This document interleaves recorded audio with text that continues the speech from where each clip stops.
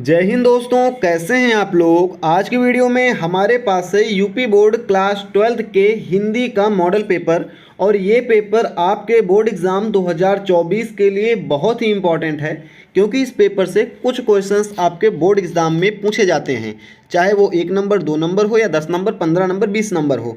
क्योंकि board exam वाले किसी भी कॉलेज के किसी भी स्कूल के प्री बोर्ड को देखकर क्वेश्चन नहीं उठाते हैं, लेकिन जो प्री बोर्ड वाले पेपर होते हैं, जो स्कूल्स में प्री बोर्ड कराए जाते हैं, वो बोर्ड के ही बेसिस पर कराए जाते हैं। आप इस प्री बोर्ड के पेपर को सॉल्व कीजिए। इसके अलावा कहीं से अगर आपको 2 3 4 प्री बोर्ड के पेपर और मिल रहे हैं, आप उसको सॉल्व कीजिए।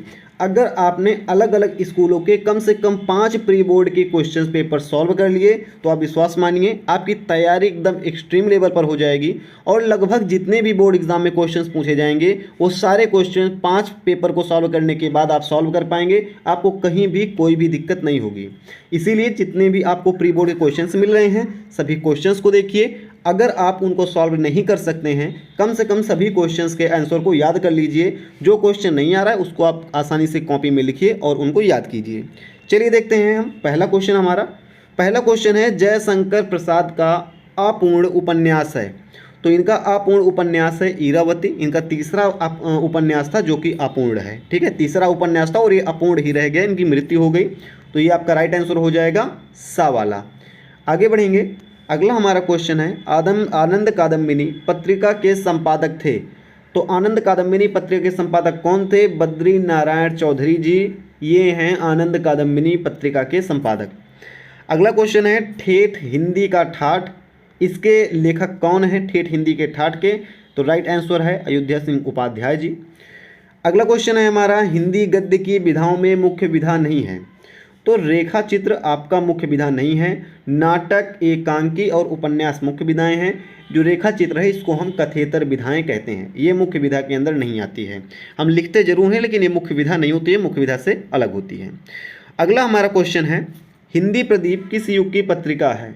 आपको पता है कि हिंदी प्रदीप के संपादक भारतेंदु हरिश्चंद्र जी हैं। और भारतेंदु हरिश्चंद्र जी बिलोंग करते हैं भारतेंदु युग से, क्योंकि इन्हीं के नाम पर ये युग पड़ा है। तो हिंदी प्रदीप भारतेंदु युग की पत्रिका है। अगला है हमारा क्वेश्चन, आदिकाल का नाम वीर गाथा काल किसने दिया? आदिकाल को वीर गाथा काल नाम किसने दिया? ये आपने क्लास 10th में भी पढ़ा होगा। नहीं पढ़ा है तो आप पढ़ लीजिए। आचार्य रामचंद्र शुक्ल जी ने आदिकाल को वीर गाथा काल का नाम दिया था। तृतीय तार सप्तक का प्रकाशन वर्ष क्या है? राइट आंसर आपका है 1959 ईस्वी, यानी ऑप्शन नंबर डी आपका सही है। 1943 में पहला हुआ था। इसके 7 साल बाद 1951 में या 50 के आसपास जो हुआ था, मतलब 1943 में पहला हुआ था, फिर दूसरा हुआ था और 59 में जाकर हमारा तीसरा हुआ था। इसके बाद भी एक आया था। टोटल 4 तार सप्तक प्रकाशित किए गए थे। अगला क्वेश्चन है, गा वाला, ज्ञानपीठ पुरस्कार किस रचना पर प्राप्त नहीं हुआ है? तो ज्ञानपीठ पुरस्कार कला और बूढ़ा चांद पर नहीं प्राप्त हुआ है। इनको ज्ञानपीठ पुरस्कार कला और बूढ़ा चांद इसलिए बोल रहे हैं क्योंकि कला और बूढ़ा चांद पर मिला था साहित्य अकादमी पुरस्कार। ठीक है, सुमित्रा नंदन पंत जी को। तो इस पर साहित्य अकादमी पुरस्कार मिला हुआ है, ज्ञानपीठ पुरस्कार नहीं मिला है, इसीलिए ये ऑप्शन आपका सही हो जाएगा। अगला है, वीर गाथा काल के कवि हैं। तो वीर गाथा काल के कवि चंद्रबरदाई हैं, सही ऑप्शन है ये। सूरदास, केशव भूषण, ये सब वीर गाथा काल के नहीं हैं। वीर गाथा काल मतलब जो वीरता आदिकाल के जो हैं कवि, और वो वीरता से संबंधित बातें करते हैं, तो चंद्रबरदाई। अगला है, प्रगतिशील लेखक संघ की स्थापना हुई थी 1836 ईस्वी में लंदन में हुई थी। 1836 ईस्वी में लंदन में। अगला क्वेश्चन हमारा आता है, तीसरा क्वेश्चन। अभी तक हमने 2 क्वेश्चन किए, 2 क्वेश्चन में टोटल हम मिलाएंगे तो इसमें होते 10 क्वेश्चन, यानी 2 के अंतर्गत आपसे 10 प्रश्न पूछे गए थे, जो कि 1-1 नंबर के थे। अब हमारा ये तीसरा क्वेश्चन आ गया है। ये क्वेश्चन हमारा टोटल 10 नंबर का अकेले ही है। इसमें क्या होता है, इसमें एक गद्यांश होता है जो कि आपके ही पेपर में, आपके ही चैप्टर्स में होता है। जैसे बोला जा रहा है, निम्नलिखित गद्यांश पर आधारित निम्नलिखित प्रश्नों के उत्तर दीजिए। जो कुछ भी हम इस संसार में लेकर आते हैं वह ऊर्जा के ही एक स्वरूप हैं। जैसा कि महर्षि अरविंद ने कहा कि हम भी ऊर्जा के ही एक अंश हैं। आप ऐसा सभी को पढ़ेंगे। पढ़ने के बाद आपसे 5 क्वेश्चन पूछे गए हैं। 5 क्वेश्चन का आंसर देना है, ध्यान रहे, छोड़ना बिल्कुल भी नहीं है। पहले क्वेश्चन का आंसर आपको देना है कि ये गद्यांश किस शीर्षक से, यानी किस चैप्टर से लिया गया है, इसके लेखक कौन है। चैप्टर का नाम यानी पाठ का नाम, लेखक का नाम लिखेंगे तो आपको पहला 2 नंबर मिल जाएगा।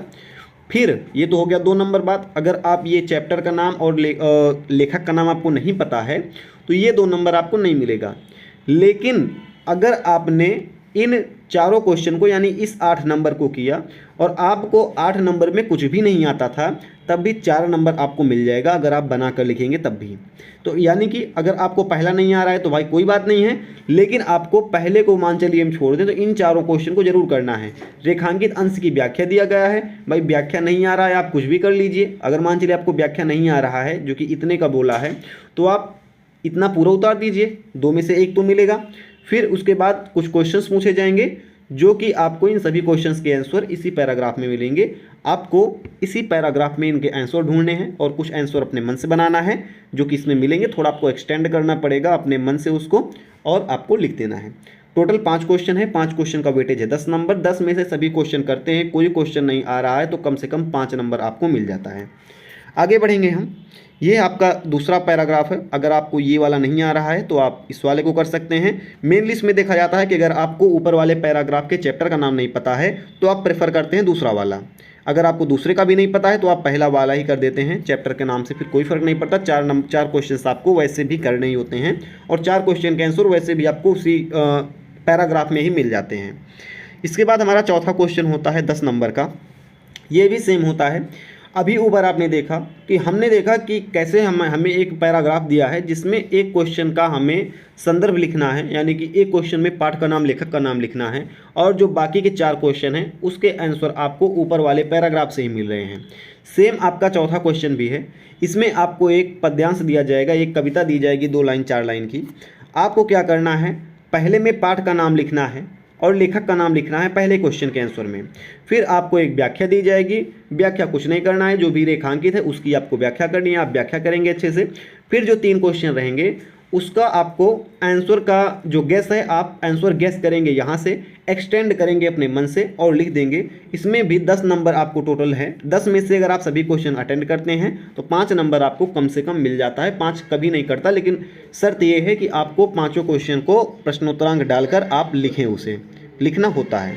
अगर आपको वैसे पहले का मान चले इसमें समझ में नहीं आ रहा है तो आप अथवा वाला कर सकते हैं, क्योंकि इसमें ज़्यादा लाइन्स हैं तो आपको आंसर इसमें जल्दी से मिलेगा। तो आप दोनों में से, दोनों ही 10 नंबर के हैं, आप जो भी आपको सरल लगे दोनों में से आपको कोई एक में 5 क्वेश्चन पूरा करना है। एक का ही 5 क्वेश्चन करना है, ऊपर नीचे का नहीं करना है कि ऊपर का 2 कर लिया नीचे का 3 कर लिया तो 5 हो गया, ऐसा नहीं।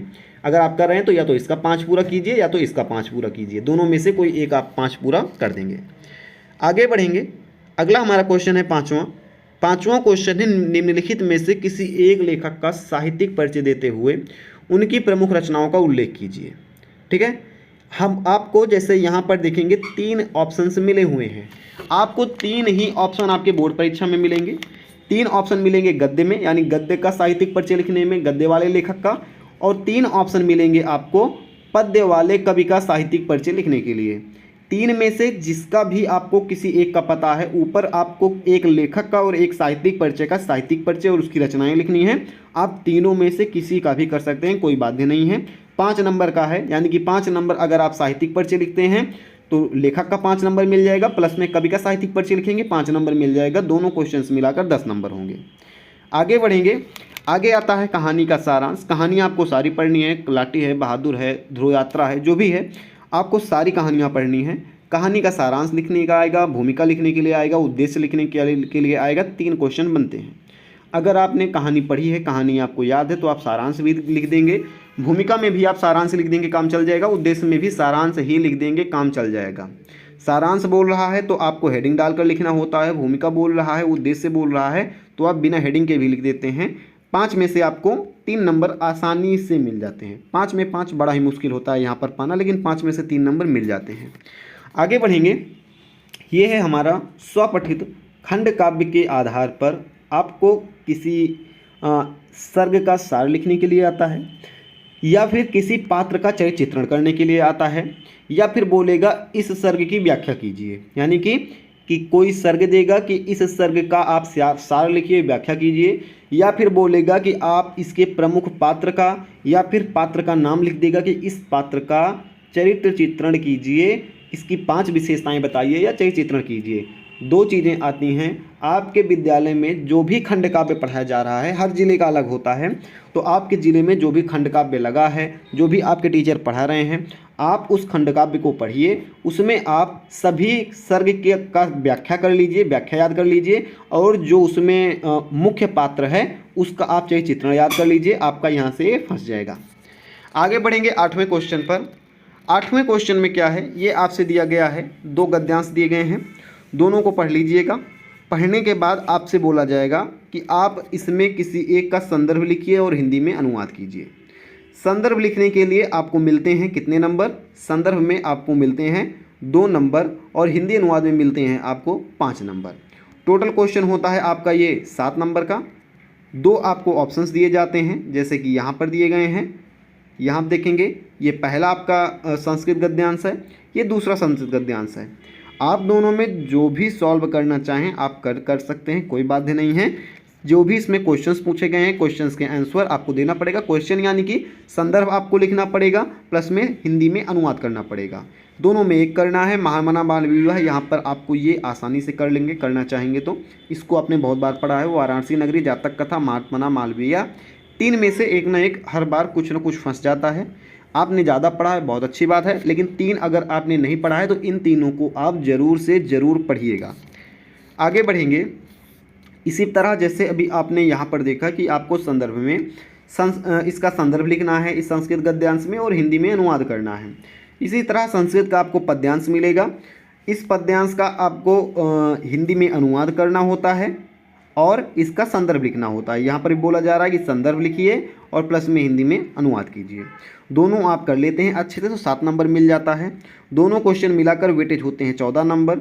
अगर आप इसको कर लेते हैं तो भाई लगभग इसमें 14 में 14 मिल जाते हैं। संस्कृत में नंबर नहीं करते हैं, लेकिन अगर आप नहीं कर पाते हैं या आप हिंदी में अनुवाद गलत कर देते हैं तो आपको 14 में से आपके 9 नंबर तो लगभग मिल जाते हैं। अगर आप हिंदी अनुवाद करते हैं यानी कि करने की कोशिश करते हैं तब।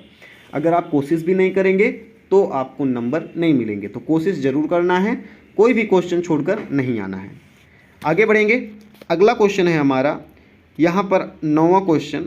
इसमें ये वाला हम देखते हैं 1 और 1 11 होना, क्योंकि किसी एक का ही अर्थ लिखना है तो मुझे इसका मान चलिए अर्थ पता है तो मैं लिखूंगा प्रश्नोत्तरांक गा। इसमें मैं लिखूंगा 1 और 1 11 होना। उसके बाद मैं इसके सामने एक एरो बनाऊंगा या फिर इसे बराबर का चिन्ह लगाऊंगा। इसके बाद मैं यहाँ पर लिखूंगा इसका अर्थ लिखूंगा एकता में बल होता है। फिर मैं इसका करूंगा वाक्य प्रयोग। वाक्य प्रयोग में मैं लिख सकता हूँ कि दोनों भाइयों में ऐसी एकता है मानो 1 और 1 11 होते हैं, ऐसा लिख दूंगा। वाक्य प्रयोग आप कोई भी करेंगे, आपको अगर आपने इसका अर्थ एकदम सही लिख दिया है, एग्जैक्ट कर दिया है, तो आपको इसमें 2 के 2 नंबर मिल जाते हैं। आगे बढ़ते हैं। अगला क्वेश्चन है हमारा निम्नलिखित में संधि विच्छेद का सही विकल्प चयन करके लिखिए। पहला संधि विच्छेद का चयन करना है परमार्था। तो परमार्था मतलब परम धन अर्था, ठीक है क्या? परम धन अर्था, ये वाला आपका सही हो जाएगा। डी वाला, दा वाला ऑप्शन आपका सही हो जाएगा। आगे स्वार्थ का संधि विच्छेद। स्वार्थ मतलब अपने अर्थ के लिए, तो स्वाधन अर्थ बराबर स्वार्थ। रजनीश का संधि विच्छेद, तो रजनी धन ईश, ये आपका सा वाला ऑप्शन एकदम सही हो जाएगा। फिर विकल्प का चयन कीजिए सर्व अस्मिन। सर्व अस्मिन क्या है? तो ये है आपका सप्तमी विभक्ति एक वचन का ये शब्द है, सप्तमी विभक्ति एक वचन। राज्ञाम, राज्ञाम क्या है? षष्ठी विभक्ति बहुवचन है राज्ञाम। अगला क्वेश्चन है सकल और शकल, इसमें आपको अर्थ लिखना है। इसको मैंने भी देखा नहीं, अभी इसका आप कमेंट कीजिएगा, रिप्लाई में दे देंगे, नहीं तो अभी टेलीग्राम पर मैं PDF डाल रहा हूँ, उसमें इसका अर्थ मैं लिख दूंगा, तो आप इसको देख लीजिएगा। टेलीग्राम, मेरा टेलीग्राम हैंडल है @AnkurYadav01, आप डालेंगे टेलीग्राम पर सर्च करेंगे तब भी आ जाएगा, या डिस्क्रिप्शन में लिंक है वहाँ से भी आप ज्वाइन कर सकते हैं। फिर अगला है धरा और धरा। धरा मतलब होती है पृथ्वी और धारा मतलब होता है जल का प्रवाह, तो आप कोई भी कर सकते हैं, मतलब ये वाला ऑप्शन आपका इसमें सही हो जाएगा, आ वाला। आगे बढ़ेंगे। आगे है निम्नलिखित शब्दों में किसी एक शब्द के 2 अर्थ लिखिए। तो जोड़, जोड़ मतलब होता है गणित का जोड़, आप लिखेंगे जोड़, फिर आप ऐसा एरो बनाएंगे, फिर आप लिखेंगे जोड़ मतलब गणित का जोड़, फिर हड्डियों का जोड़। जोड़ मतलब जोड़ना होता है, यानी कि जोड़ना मतलब गणित का जोड़ और हड्डियों का जुड़ना तो ये एक दूसरा जोड़ होता है, तो आप ऐसा लिख देंगे। ये आपका 2 अर्थ हो गया, इसमें आपको 2 नंबर मिल जाएंगे। फिर जो मर्यादा में रहता हो इसको हम बोलेंगे मर्यादित, जो फालतू बोलता हो वो होता है वाचाल। फिर आगे बढ़ेंगे, मैं लखनऊ अनेकों बार गया हूँ। तो अनेकों मतलब नहीं होता, मैं लखनऊ अनेक बार गया हूँ। अनेक वाला शब्द पेपर में बहुत पूछा जाता है, इसे आप ज़रूर तैयार कीजिएगा। मैं लखनऊ अनेक बार गया हूँ। माया को भारी भूख लगी है, तो माया को बहुत तेज़ भूख लगी है, या फिर माया को तेज़ भूख लगी है। फिर ये दा वाला, पुस्तक मेज पर डाल दी, या इसको आप कर सकते हैं शुद्ध में, पुस्तक मेज पर रख दी है, या पुस्तक मेज पर रखी है, पुस्तक मेज पर रखी है। इसके बाद सिंपल सा वही जो हर बार आता है, रस छंद अलंकार। ये कहीं बताने लायक नहीं है, सभी आपको रस छंद अलंकार सभी पढ़ने हैं। फिर बैंक शाखा प्रबंधक के लिए एक लिखने के लिए आता है, या फिर आपके नगर पालिका परिषद के लिए लिखने के लिए आता है। 2 में एक आता है जो कि इस बार भी आया हुआ है। फिर आपके लिए आता है एक निबंध लिखने के लिए जो 9 नंबर का होता है, और मोस्टली लोग इसको नहीं करते हैं। 9 नंबर का है, अगर आप इसका 4 पेज भी करके आते हैं 5 नंबर आपका मिल जाता है। खाली बैठने से अच्छा है आप निबंध लिख डालिए, छोड़कर एक भी क्वेश्चन नहीं आना है। अगर आपने क्वेश्चंस को छोड़ा तो आपके नंबर ऑटोमेटिक डाउन हो जाएंगे। आपने 14 क्वेश्चन दिए गए हैं, 13 हैं, मान चलिए आपने 12 एग्जैक्ट किए और एकदम सब सही अच्छा किया। लेकिन अगर कोई अलग लड़का होगा, वो 14 क्वेश्चन पूरा कर रहा है और उसका एक क्वेश्चन या 2 क्वेश्चन गलत भी हो रहा है, 2 क्वेश्चन मान चलिए गलत हो रहा है, तो इक्वल में तो 12-12 बराबर आ रहे हैं। लेकिन नंबर आपने 12 एग्जैक्ट किया है, उसने भी 12 एग्जैक्ट किया है, लेकिन उसने 2 क्वेश्चन गलत अपनी कॉपी में लिख दिए हैं, इससे उसका नंबर बढ़ जाएगा, आपका नंबर कम हो जाएगा। तो आपको सभी क्वेश्चन को टच जरूर करना है, टाइम कम है, टच करना है, टच करेंगे तब भी एक एक नंबर आपका बढ़ जाता है।